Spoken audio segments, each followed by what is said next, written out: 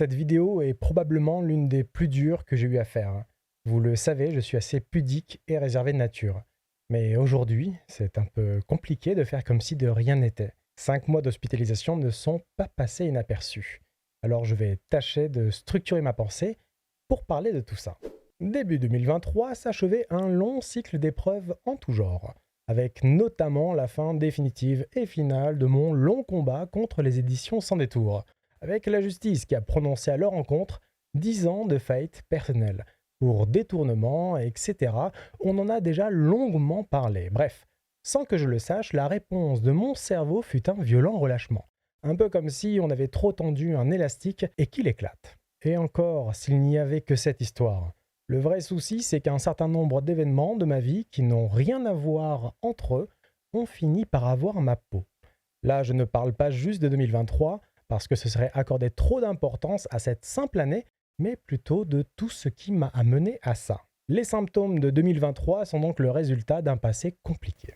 Pourquoi j'en parle maintenant? Parce que je suis engagé dans un programme de soins et que pour plein de raisons que vous comprendrez assez rapidement, c'est important d'en parler.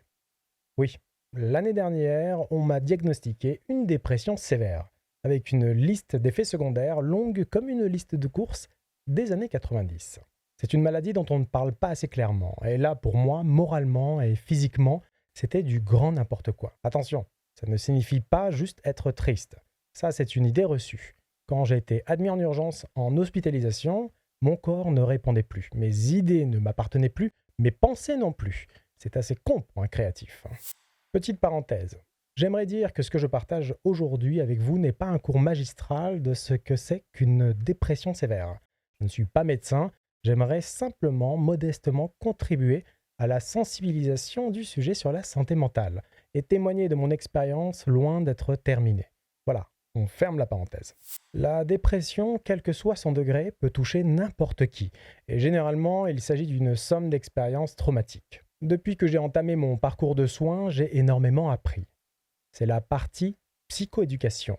On démêle les croyances limitantes, les insécurités, on comprend comment l'on fonctionne, mais aussi la façon dont les autres nous perçoivent, selon leur propre vision, elle-même basée sur d'autres insécurités. Vous l'avez compris, le soin ne se résume pas à blinder de médoc un malade en attendant que la caravane passe. Quand bien même la chimie du corps doit être traitée pour réguler les effets secondaires, parfois nombreux. D'ailleurs, là-dessus, chacun réagit différemment, même s'il peut y avoir un socle commun, comme par exemple une perte réelle d'intérêt pour des choses qui au départ nous passionnent. Tout ça pour dire qu'il y a un temps de soin à prendre en compte, un temps variable selon ce qu'il y a à traiter dans la maladie. Les rencontres jouent beaucoup dans l'évolution d'une dépression, et donc la qualité de l'entourage par extension.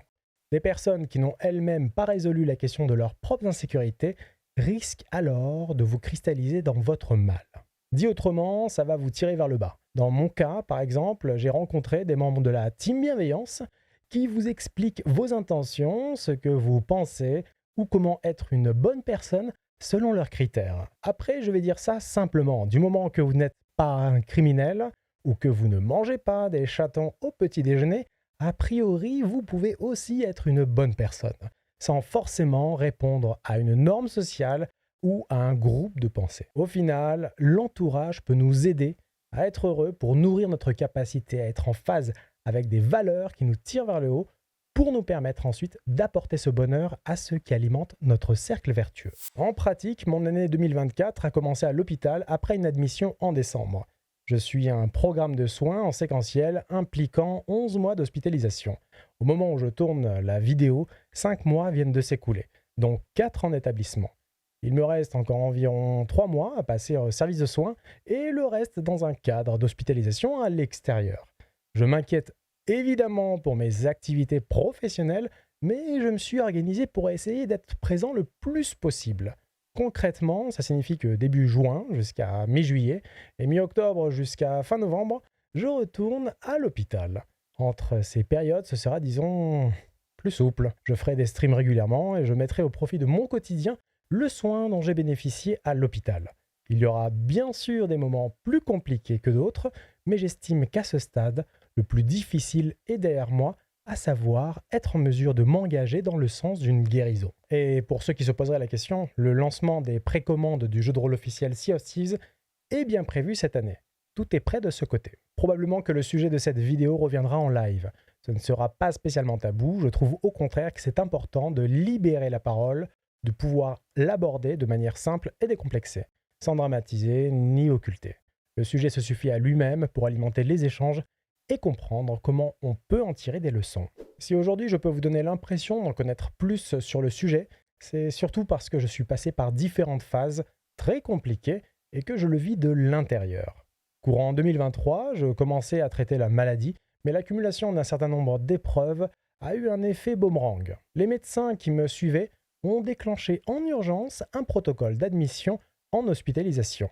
Je n'allais clairement pas bien. Pour m'engager dans ce long processus de guérison, j'ai dû accepter de ne pas avoir tout de suite les réponses à l'équation de ma souffrance.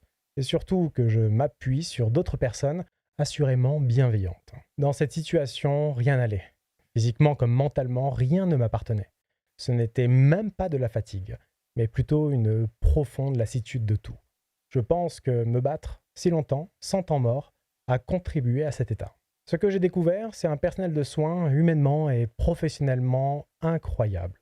Chaque jour, les rendez-vous médicaux ont permis de démêler un peu plus l'énorme pelote de laine de cette maladie, avec en prime des effets secondaires pas piqués des hannetons. J'ai pu prendre conscience de ce qui avait été néfaste pour moi. J'ai posé des mots sur mes sentiments, des explications sur mes schémas de pensée. Attention, je ne dis pas qu'aujourd'hui je sais tout, mais cette vision plus claire de mon environnement permet de remettre les choses à leur place. Quel que soit l'état dans lequel j'ai fini mon année 2023, je peux vous dire qu'aujourd'hui, mon entourage n'est, à ma connaissance, plus constitué de personnes toxiques. Mais bien sûr, je leur souhaite à ces gens-là plein de bonheur et de fifouterie. Depuis, mes repères sont bousculés. C'est ce qui se passe quand on apprend sur soi et sur les autres. Et je vais vous dire ce qui m'a tiré vers le haut. Assurément le sport, que je pratique très régulièrement, car même si ça ne règle pas tous les problèmes, la santé passe aussi par là. Ensuite, il y a la danse, où j'ai rencontré plein de monde et ça faisait très longtemps que j'avais envie d'en faire. Si vous ne connaissez pas le West Coast Swing, je vous invite à y jeter un œil au moins pour la science. D'ailleurs, la scène lyonnaise est l'une des plus actives. Cette danse est très connue pour son jeu entre partenaires, son fun, sa sociabilité et sa créativité. Enfin, parmi les choses qui m'ont aidé à sortir la tête hors de l'eau, il y a indéniablement mon entourage. Les personnes qui m'ont accompagné ces derniers mois sont mes phares dans la nuit. Le personnel hospitalier, évidemment, et aussi les proches ou plus ou moins proches qui se reconnaîtront. Ce qu'il faut comprendre dans tout ça, c'est que la maladie ne s'attrape pas subitement, elle résulte de plusieurs facteurs traumatiques que l'on peut accumuler au cours de sa vie. Il faut l'accepter, accepter d'être aidé, d'en parler, de s'en remettre à des personnes réellement bienveillantes, capables de nous apprendre davantage sur le monde qui nous entoure et sur nous-mêmes, sans jugement et sans projection d'insécurité. Ce n'est pas facile et chacun a sa propre équation à résoudre. Il n'y a pas de recette miracle. Le tout est d'accepter ce qui nous abîmait, ce que nous sommes devenus et la manière dont on peut continuer d'apprendre. Au bout du chemin, vous deviendrez ce que vous avez besoin d'être. Du moins, c'est ce que j'ai appris. Mais est-ce que je suis heureux aujourd'hui? Je ne sais pas. Alors oui, je suis heureux d'arriver à la fin de cette vidéo, plutôt intime. Ça me stressait pas mal. Mais pour le reste, je crois que j'emprunte le bon chemin pour être heureux. J'aimerais juste dire que le sujet de la santé mentale est aussi vaste qu'important. Il ne faut pas se priver d'en parler, de consulter des spécialistes, de vous éloigner de ce qui vous dépossède de vos valeurs. Rapprochez-vous de ceux qui essayent de vous comprendre sans vouloir vous contrôler ou vous imposer leurs insécurités. Il n'y a pas un seul chemin qui mène aux soins. Il y a le vôtre et c'est OK. Être malade, ce n'est pas un échec ou une faiblesse, c'est une épreuve, parfois très difficile, mais un pas après l'autre, ça va aller. Le temps reste votre meilleur allié. Par contre, si vous êtes le témoin d'une situation de détresse et que vous souhaitez aider quelqu'un en difficulté, ne l'accablez pas de leçons de morale ou de formules toutes faites, parce que être malade, c'est déjà une forme de sanction. Juste, montrez-vous présent, en soutien. Pour ma part, je poursuis mon soin à mon rythme et j'ai hâte. Hâte de retrouver mes passions, le stream, les projets créatifs, pour les partager avec tous ceux qui le voudront. parce que ça fait aussi partie des choses qui me tirent vers le haut. Alors, on se retrouve bientôt. D'ici là, prenez soin de vous, lisez, jouez.